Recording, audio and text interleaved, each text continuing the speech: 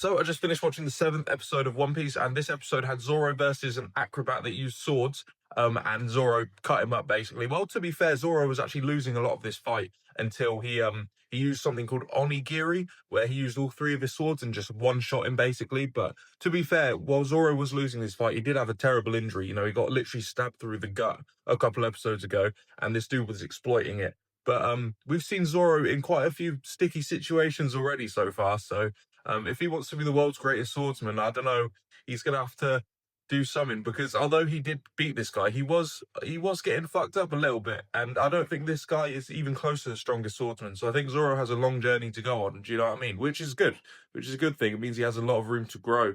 And if he was already the world's strongest swordsman, it wouldn't be a very interesting story. Do you know what I mean? I can't imagine if he was already at his goal. So, but either way, Zoro, when he does fight, he is really bad. He's a cool character. He is very badass. And when he did one shot the dude, it was very cool.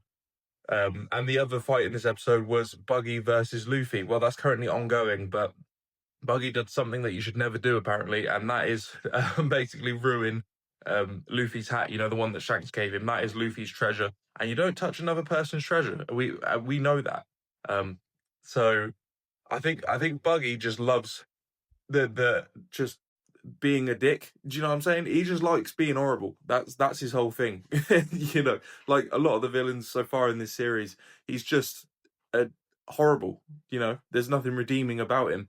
But apparently he's related to Shanks, not related, but they're comrades, or they used to be.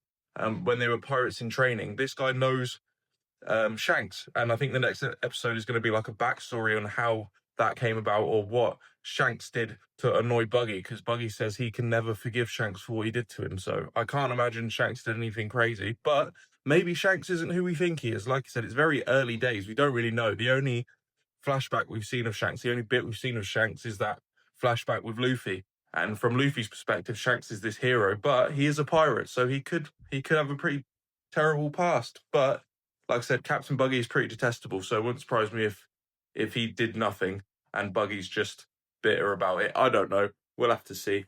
But Nami also managed to steal some treasure from Buggy, including the map to the Grand Line. And I got it wrong. She wasn't going to join Luffy's crew. She basically just said she wanted to achieve a common goal, and that was steal Buggy's treasure and stuff like that.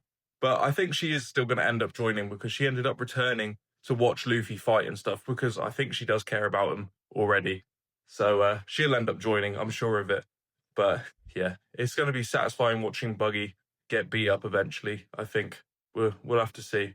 But yeah, let's see what happens next.